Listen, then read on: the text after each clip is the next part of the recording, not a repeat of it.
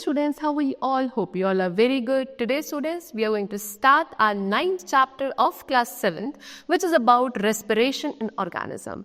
So today student, we have to discuss another important process which occurs in all the living organism, that is respiration. Okay? So let's begin our chapter. See, we eat food to build and maintain our body and to get energy for carrying out life activities. Observe the images of activities given below and number them in increasing order based on the level of energy required to carry out each activity, that is running, reading, sleeping, swimming, lifting weight. तो ये सभी ऐसी activities है जिनको carry करने के लिए आपकी बॉडी को क्या चाहिए, एनर्जी चाहिए, और वो एनर्जी हमें कहाँ से मिलती है, फूड से मिलती है. सो अगर मैं इन सभी एक्टिविटीज़ को अरेंज करूँ कि इनको अगर अरेंज किया जाए इंक्रीजिंग ऑर्डर में कि सबसे पहले सबसे कम एनर्जी किस में चाहिए फिर उससे ज़्यादा, ठीक है. सो क्या होगा कि you might have notice that when we exercise और run fast we start breathing faster. Why does running or exercising makes a person breathe faster? To answer this question, we must first know why we breathe. Breathing is a part of the process called respiration. In this chapter, we will learn about respiration and the organs involved in carrying out respiration in living organism. So आपने देखा होगा कि जब आप exercise करते हो, कोई heavy exercise कर रहे हो, रनिंग कर रहे हो फास्टली, ठीक है, तो आप बहुत ही हैवीली और बहुत फास्टली ब्रीथ करना स्टार्ट कर देते हो. तो ये एक पर्सन इतनी फास्टली कब ब्रीथ करता है, क्यों ब्रीथ करता है, इसको समझने के पहले हमें रेस्पिरेशन और ब्रीथिंग दोनों ही कॉन्सेप्ट को समझना पड़ेगा. They are not the same process. Breathing is just a small part of the large or the broad process which is known as respiration. Respiration एक बड़ा process होता है जिसका छोटा सा पार्ट है breathing. ठीक है, इनके बारे में हमें डिस्कस करना होगा, तब हमें ये सारी छोटी छोटी चीज़ें क्लियर हो पाएंगी. तो now first we have to discuss the concept of respiration. ठीक है, see, respiration is a key feature of life and is carried out by all living organisms. It involves exchange of gases between the organism and the external environment. Respiration is the process of taking in oxygen, using it in oxidation of glucose to release energy in the body cells and eliminating waste products like carbon dioxide and water from the body. It is classified as external and internal respiration. तो respiration हमारी life का एक बहुत ही important feature है जो कि almost सभी living organisms में कैरी किया जाता है.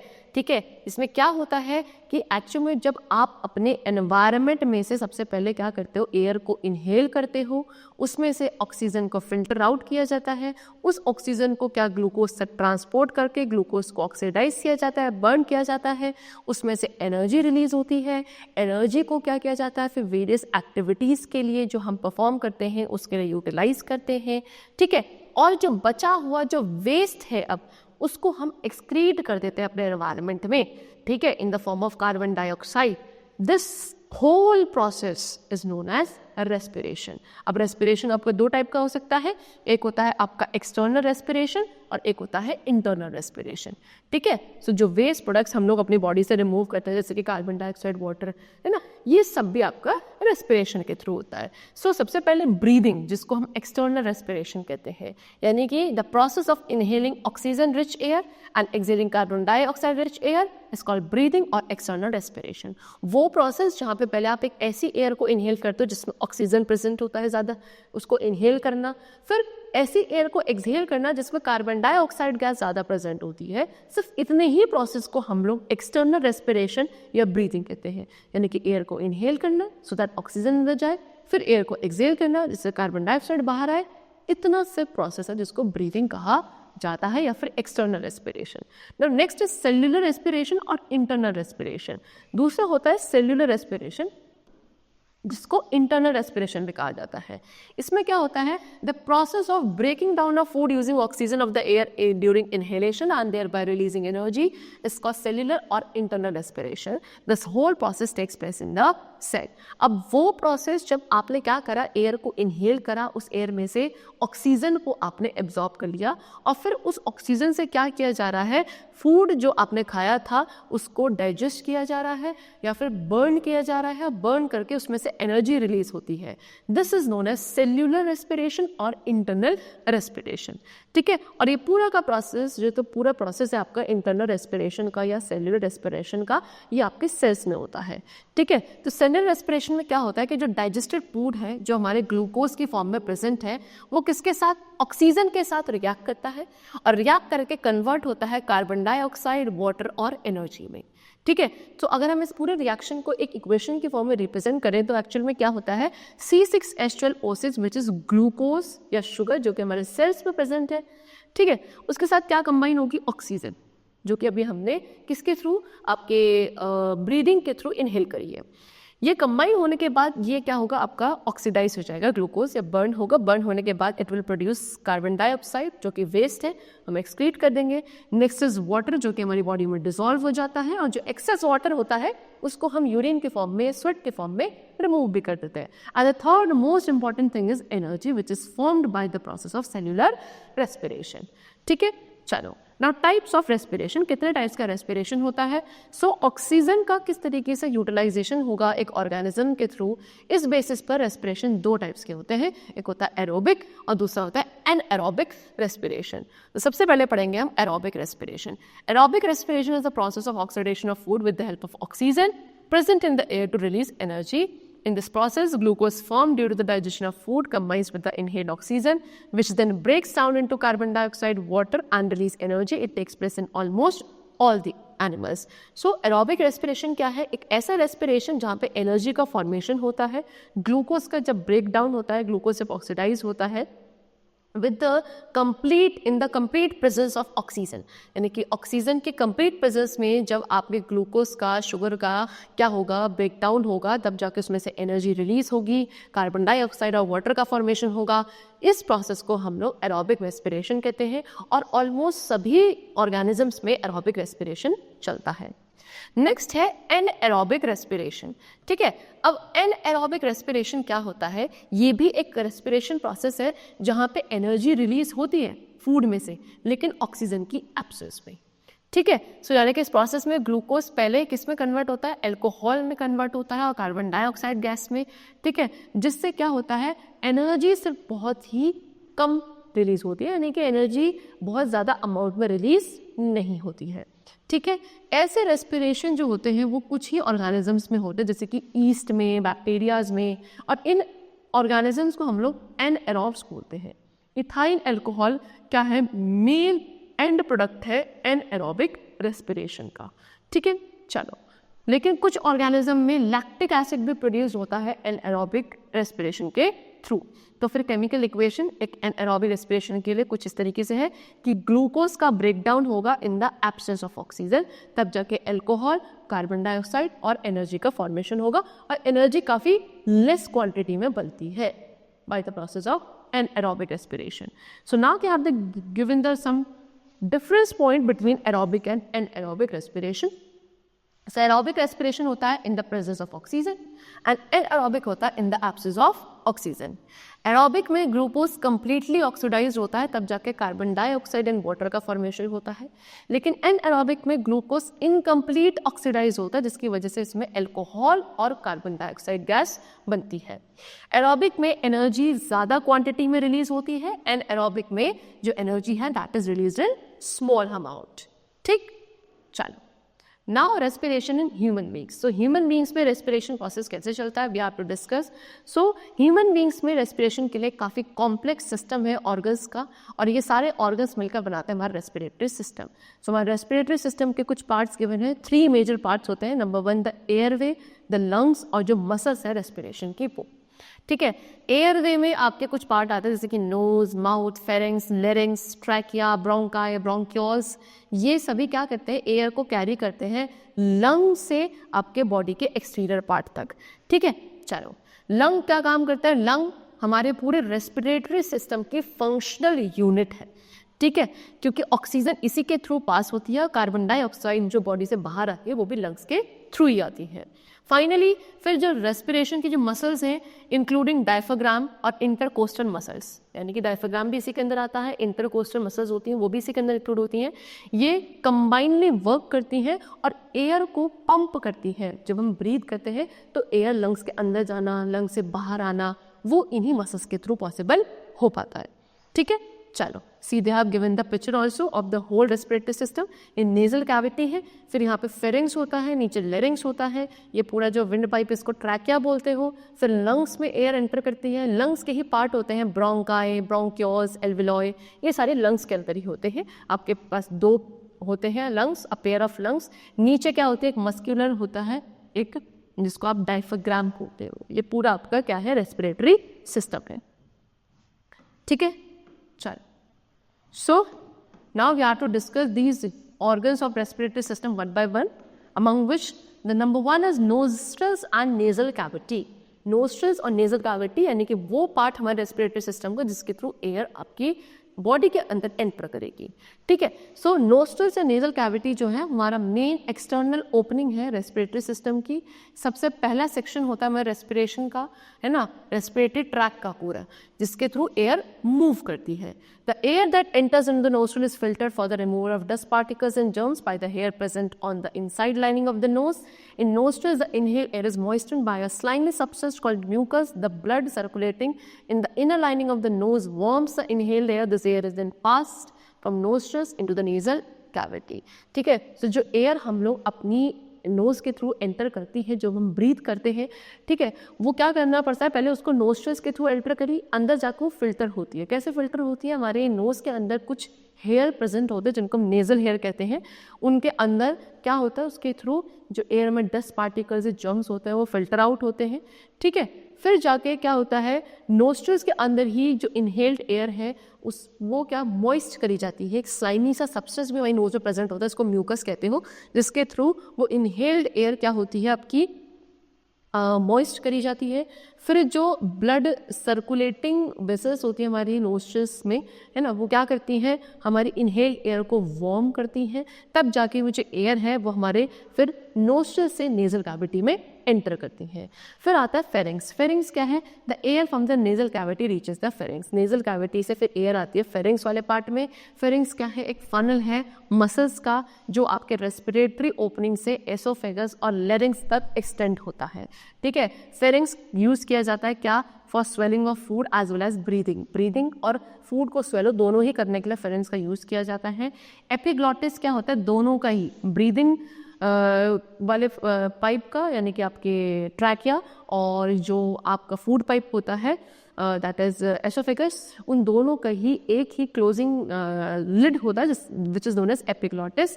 तो एपिग्लॉटिस का काम होता है इस चीज़ को इंश्योर करना कि जो एयर है वो कहाँ पास करे, ट्रैकिया में पास करे, और फूड कहाँ पास करे, एसोफेगस में पास करे। ठीक है, क्योंकि दोनों का ही एक कॉमन लिड है which is known as epiglottis.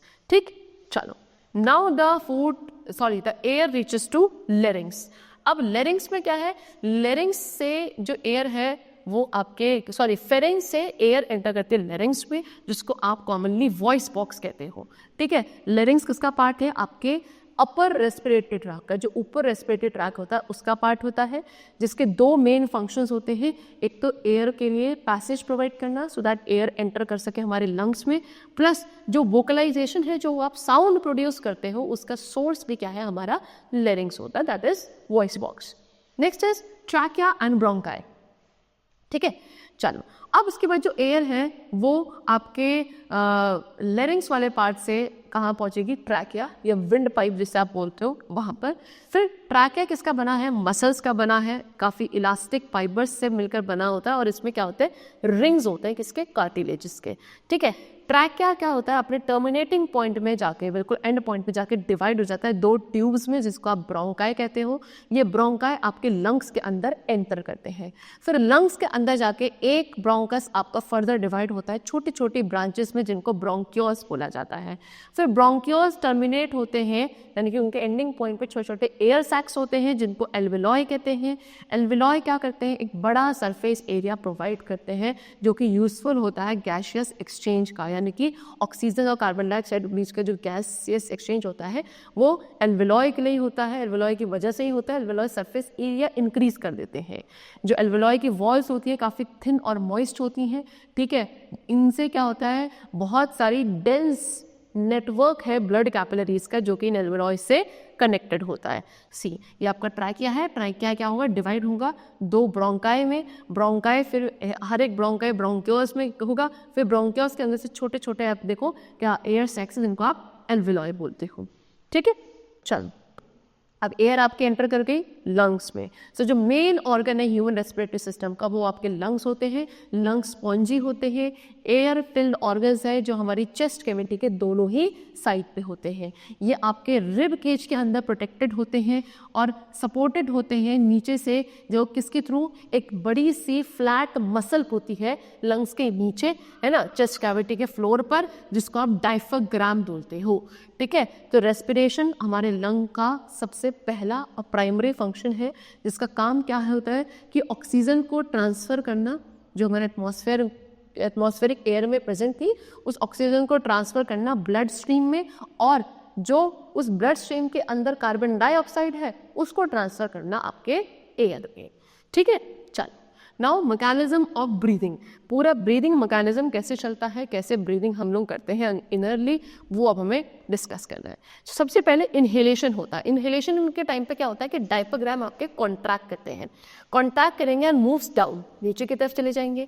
Rib cage moves upwards and outwards expand. Rib cage आपका ऊपर की तरफ मूव करते हैं और बाहर की तरफ खुल जाते हैं, एक्सपेंड हो जाते हैं, जिससे चेस्ट कैविटी के अंदर जो वॉल्यूम है वो इंक्रीज हो जाता है, सो दैट ज़्यादा से ज़्यादा क्या है उसके अंदर प्रेशर, सॉरी, एयर फिल हो सके, ठीक है ना। सो चेस्ट कैविटी इंक्रीज हो जाती है और जो अंदर प्रेशर है वो आपका कम हो जाता है। सो जब लंग्स के अंदर प्रेशर क्या हो जाता है, रिड्यूस हो जाता है, तो बाहर से जो एयर है वो लंग्स के अंदर चली जाती है, ठीक है। फिर एक्सेलेशन में जस्ट ऑपोजिट होता है। जब आप एयर एक्सेल करते हो तो डायफ्राम आपका रिलैक्स हो जाते हैं। क्यों? क्योंकि अभी तक तो नीचे थे, अब वो ऊपर की तरफ आ जाएंगे वापस, ठीक है, यानी कि अपनी ओरिजिनल जो उनकी शेप थी, डोम शेप, ऐसी नॉर्मल शेप में वो आ जाएंगे।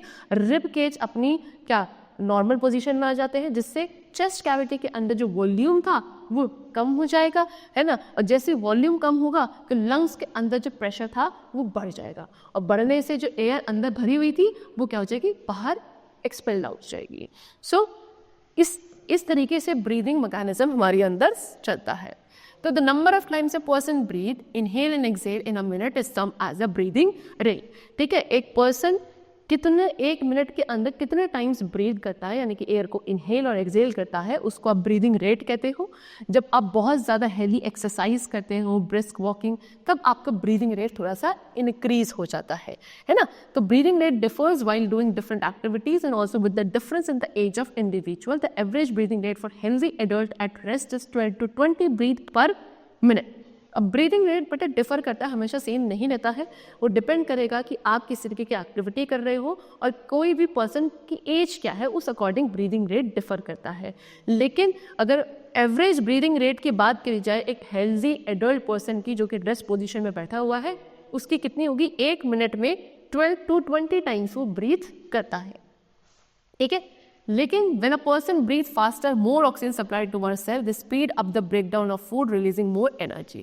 जब आप बहुत फास्टली ब्रीथ करोगे उससे क्या होगा, ऑक्सीजन की जो सप्लाई है वो ज़्यादा बढ़ जाती है हमारे सेल्स तक, यानी कि सेल्स में जो फूड है, ग्लूकोज है, वो जल्दी जल्दी बर्न होगा, ज़्यादा बर्न होगा, ज़्यादा ऑक्सीडाइज होगा, एनर्जी ज़्यादा बनेगी। और एनर्जी ज़्यादा क्यों बन रही है, क्योंकि ब्रेकडाउन जो है फूड का वो इंक्रीज हो चुका है। इस तरीके से क्या होता है, एनर्जी फॉर्मेशन बढ़ जाता है। Now we have given the different structures and their function. जैसे कि नेजल कैविटी थी, नेजल कैविटी क्या करती है, एयर को फिल्टर करती है सो दैट कोई भी हार्मफुल सब्सटेंसेस एयर के थ्रू हमारे बॉडी में एंटर ना करें। नेक्स्ट है ट्रैकिया। ट्रैकिया को आप विंड पाइप भी कहते हो, जो कि एयर के मूवमेंट में हेल्प करता है। Next is bronchi. ब्रोंकाई क्या है, ट्रैकिया जाके डिवाइड होता है और दोनों ही एंड्स में ऐसे जाके लंग्स में जाके एंटर करता है। फिर लंग्स आपके क्या है, चेस्ट कैविटी में प्रेजेंट होते हैं। लंग्स के अंदर ब्रोंकाई क्या होते हैं, ब्रोंक्यूल्स में डिवाइड होते हैं, और फिर उनके एंड्स पे क्या होते हैं, एयर सैक्स प्रेजेंट होते हैं, which is known as alveoli. Next is alveoli. ये क्या है, टिनी एयर सैक्स हैं जो कि गैसेस के एक्सचेंज में हेल्प करते हैं। Next is ribs. रिब्स क्या करती हैं, चेस्ट कैविटी को प्रोटेक्ट करने में हेल्प करती हैं और इनहेलेशन और एक्सहेलेशन में भी हेल्पफुल होती हैं। Next is intercostal muscles. Intercostal muscles भी आपका हेल्प करती हैं in the process of inhalation and exhalation. Next is diaphragm muscles. Diaphragm muscles क्या करती हैं, आपकी चेस्ट कैविटी का फ्लोर बनाती हैं और इनहेलेशन और एक्सहेलेशन प्रोसेस में ही हेल्पफुल होती है। ठीक है, now next is composition of inhaled and exhaled air, यानी कि जो आप एयर इनहेल करते हो, एक्सहेल करते हो, वो किन किन गैसेस से बनी होती है और उनका कितना कितना कंटेंट प्रेजेंट होता है। सो एयर आपको पता है कि ये बहुत सारी गैसेस का मिक्सचर है, जैसे कि nitrogen, oxygen, carbon dioxide, water vapour and dust particle. So normally जो इन गैसेस का कॉम्पोजिशन है वो कांस्टेंट रहता है एक्सेप्ट वाटर वेपर और डस्ट पार्टिकल। डस्ट पार्टिकल और वाटर वेपर को छोड़ दे तो बाकी सारी जो भी गैसेस है उनका जो कंटेंट है या अमाउंट है एयर में वो कांस्टेंट ही रहता है। सो जैसे कि अगर बात करी जाए, ये है इनहेल्ड एयर, ये है एक्सहेल्ड एयर। सो इनहेल्ड एयर में ऑक्सीजन कितना 20.9% प्रेजेंट होती है और एक्सहेल्ड में सिर्फ 16%। कार्बन डाइऑक्साइड में इनहेल्ड एयर जो आप करते हो, इनहेल्ड एयर में कार्बन डाइऑक्साइड 0.04% प्रेजेंट होती है, जबकि एक्सहेल्ड में 4%। वाटर वेपर इनहेल्ड एयर में वेरिएबल है, यानी कि हमेशा कांस्टेंट रहे ऐसा नहीं होता है। एक्सहेल्ड एयर में भी वेरिएबल होता है, लेकिन इनहेल्ड एयर के कंपैरिजन में ज़्यादा ही होगा। फिर नाइट्रोजन की बात करी जाए तो इनहेल्ड में 78.1% होता है और एक्सहेल्ड एयर में भी 78.1% ही रहता है, क्योंकि उसका अंदर कोई यूटिलाइजेशन होता नहीं है। ठीक है, चलो now physiology of gas exchange. See the primary function of the respiratory system is to exchange oxygen and carbon dioxide. Inhaled oxygen enters the lungs, blood, and reaches the alveoli. The amount of oxygen is more in the alveoli than the blood present in the surrounding capillaries.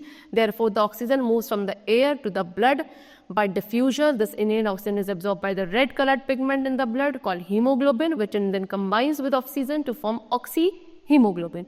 So respiratory system का जो main primary function है वो क्या है, gases का exchange करना है ना, एनवायरनमेंट से हमारी बॉडी के अंदर, हमारी बॉडी से एनवायरनमेंट में। और उनमें मेन दो गैसेस होती हैं, ऑक्सीजन और कार्बन डाइऑक्साइड गैसेस, जो उनको हमको बेसिकली एक्सचेंज करना होता है।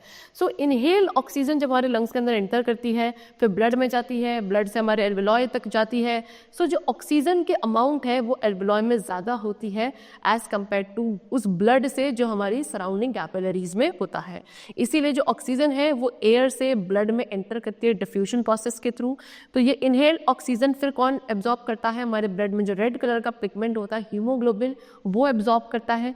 ठीक है, और फिर तब जाके ये ऑक्सीजन के साथ कंबाइन होके क्या बनाता है, ऑक्सी हीमोग्लोबिन। फिर ये जो ऑक्सीजनेटेड ब्लड है हमारे लंग से वो जाता है हार्ट में। हार्ट में कैसे जाएगा, थ्रू योर ब्लड वेसल्स। फिर हार्ट क्या करेगा, इस ब्लड को पंप करेगा और पंप करके कहाँ कर देगा, supply to all the other body parts.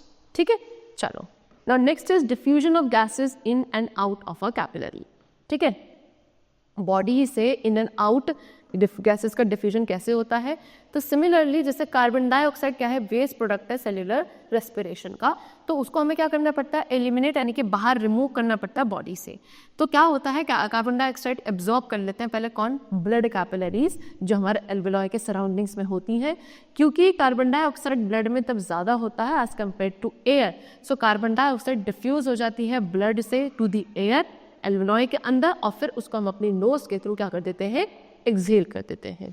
ठीक है, चलो now next we come to the topic which is respiration in animals. Human beings we have discuss, लेकिन जो बाकी एनिमल्स है उनमें रेस्पिरेशन कैसे होता है वो भी डिस्कस करते हैं।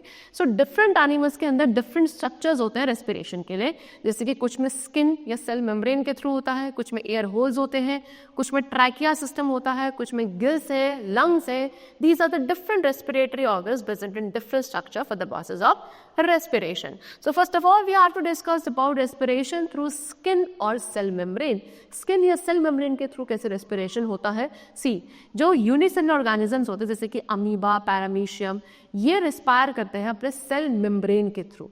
ठीक है, जो कि गैसेस के डिफ्यूजन में हेल्प करता है, यानी कि क्या करते हैं, ऑक्सीजन को इनटेक करते हैं अपने पूरी के पूरी बॉडी सरफेस के थ्रू, और बाद में कार्बन डाइऑक्साइड भी अपने पूरे बॉडी सरफेस के थ्रू ही बाहर रिमूव करते हैं, जैसे कि अर्थवॉर्म्स में।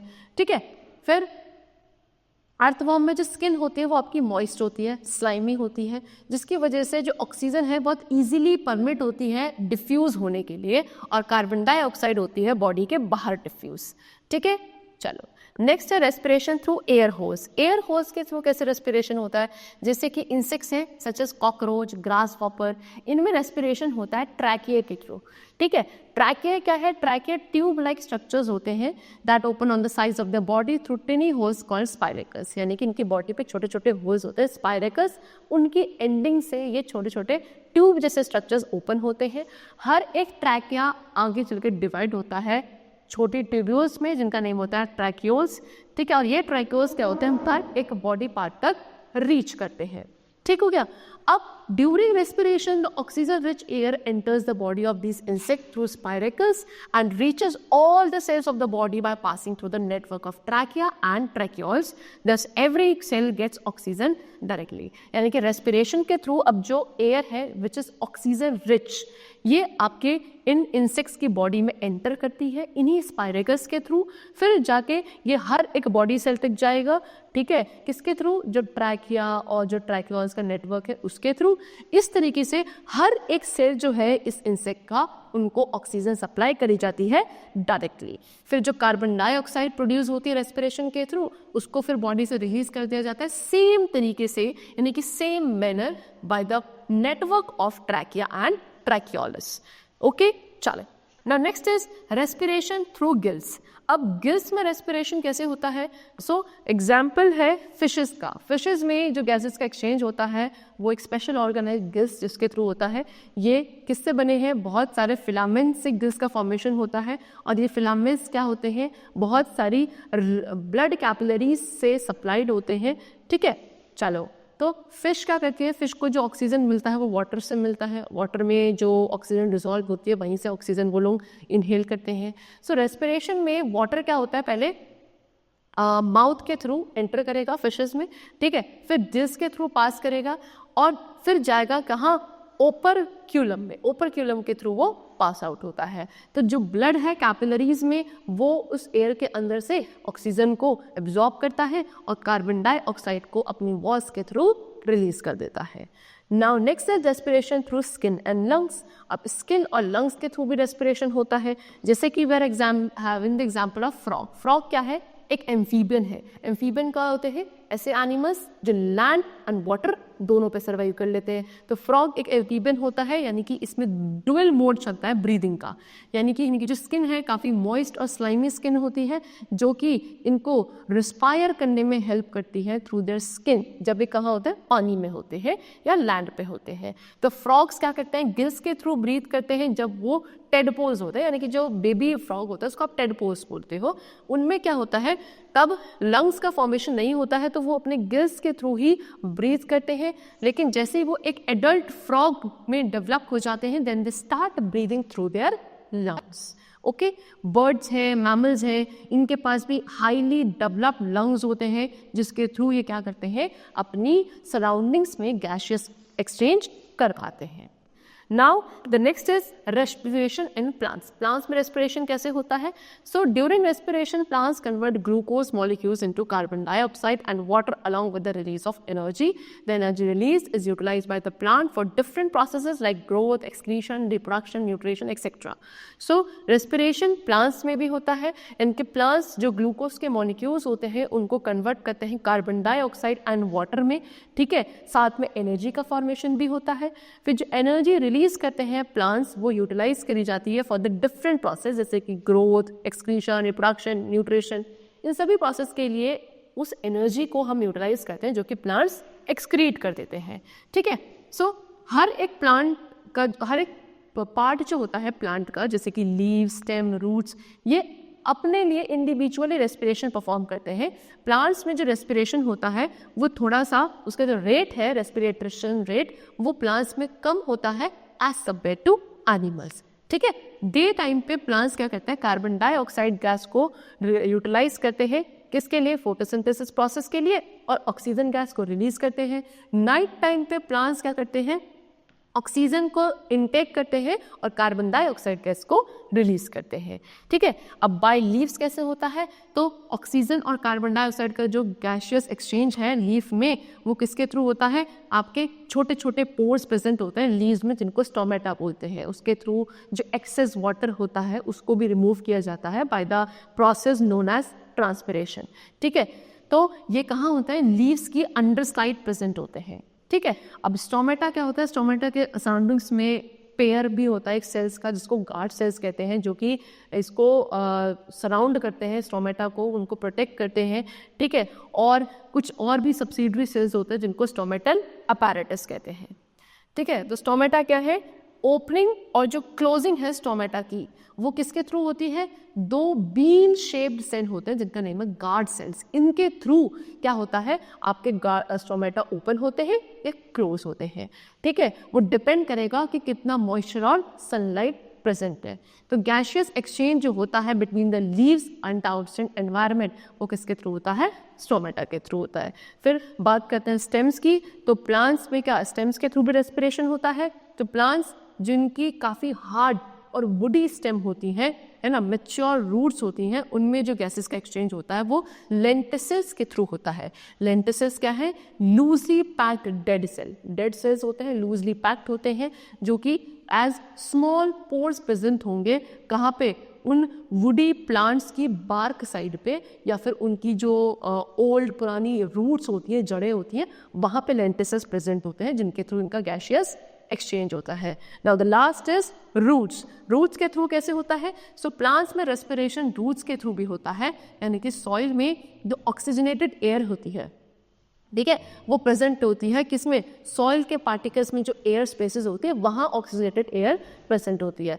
सो इस ऑक्सीजन को क्या करते हैं, जो रूट्स के हेयर होते हैं सॉइल के अंदर, वो एब्जॉर्ब कर लेते हैं, ठीक है। फिर इस ऑक्सीजन को क्या कर दिया जाता है, रूट्स इंस्पिरेशन के थ्रू बाकी जो भी प्लांट के पार्ट्स होते हैं वहाँ तक सप्लाई कर दिया जाता है, यानी कि रेस्पिरेशन के थ्रू ऑक्सीजन को कन्वर्ट किया जाता है कार्बन डाइऑक्साइड गैस में, जो कि डिफ्यूज्ड आउट होती है बाय द रूट्स, है ना, by the root hair. So overwatering of potting plants should be avoided as water molecules displace the air spaces in the soil. In this case roots cannot breathe and this affects the growth of plant. यानी कि जो potted plants है ना, उनमें over watering यानी कि ज़रूरत से ज़्यादा पानी नहीं डालना चाहिए, क्योंकि जो वाटर के मॉलिक्यूल्स होते हैं वो सॉइल के अंदर जो एयर स्पेसेस है उनमें जाके फिलअप हो जाते हैं, उनको डिस्प्लेस कर देते हैं, जिसकी वजह से जो रूट्स होती हैं उनको एयर की सप्लाई नहीं मिल पाती और वो प्रॉपरली ब्रीद नहीं कर पाते, जिससे प्लांट्स की ग्रोथ पर क्या एक नेगेटिव इफेक्ट आ सकता है, ठीक है। चलो, सो ये कुछ आपके क्या थे, मेथड्स थे, वेज थे by which the plant respire, and here the chapter is completed. I hope the chapter was very clear to you. We'll meet you very soon. Till then, take care. Thank you everyone.